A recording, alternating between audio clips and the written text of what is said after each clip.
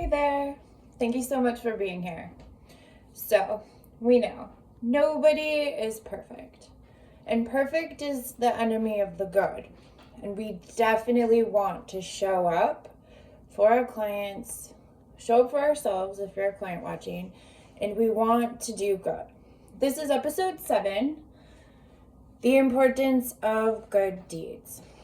But also, a little piece of that is the price of good deeds. And also, a bigger thing about that is what in the world does that mean for a mental health session?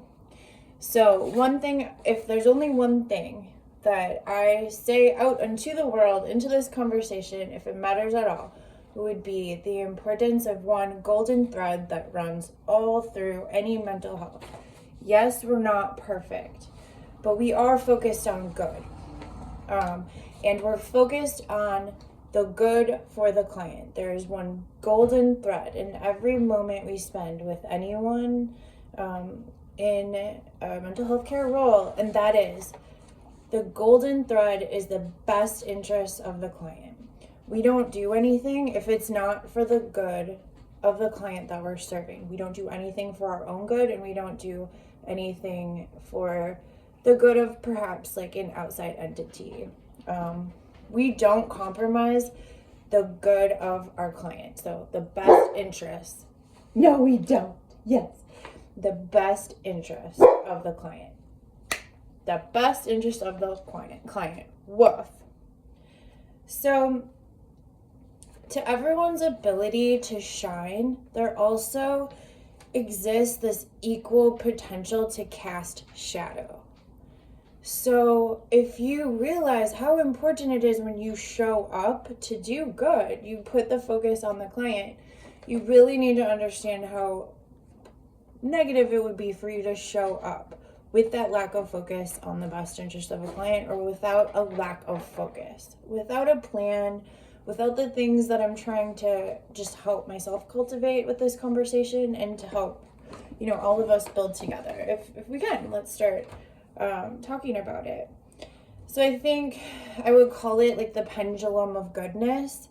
And we see people so often that we love and adore in this swing of goodness, perhaps.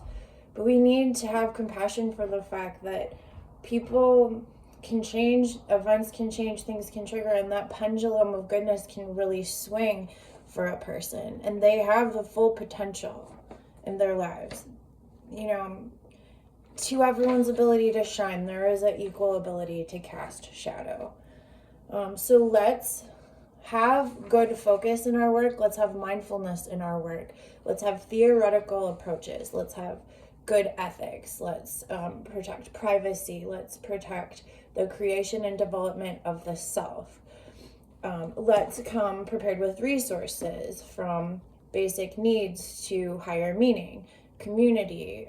Let's come with good self-care and preparedness. Let's come with a willingness to continue developing, having conversations with other providers or clients to better ourselves always, and never coming with ego or thinking that we're the magical healer. We're a really good helper as long as we focus on what is good for the client. So, man, is that confusing. What does a good session look like? So, okay, nobody's perfect, and who am I to say? But I do have 20 years of experience in people's homes doing mental health care work and supportive work with clients. So, I will say,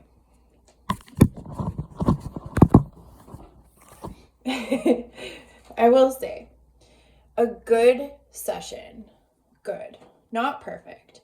We'll start with managing and maintaining the safety plan. We can't do our work if we can't survive through the darkest moments of what ails us.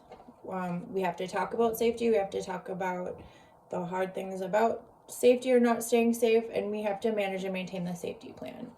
We have to check in with the crisis plan, perhaps you call it, and we need to reframe that with goodness as well. This is a crisis prevention plan. In its ideal, we prevent the dark moments. We keep people out of that. As I've said, we show up with ethics. That includes self-care. If we go back into these focuses, these 7 focuses that I've laid out. I would love if people contribute and talk about how they prepare for sessions, especially if you're in the field. Something I would call maybe like the arms workers toolbox. Food for yourself, supplies, paperwork, computer. Where does your paperwork happen? What does your car office look like? This is all part of just showing up with good ethics. That also is managing paperwork, providing privacy, showing up for your company with ethics and the standards that you've promised.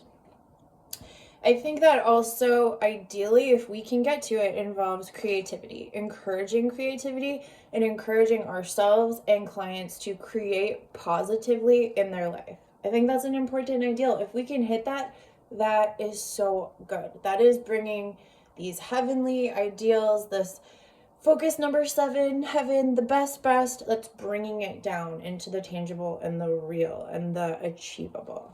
And that's what we want. Creativity is an ideal.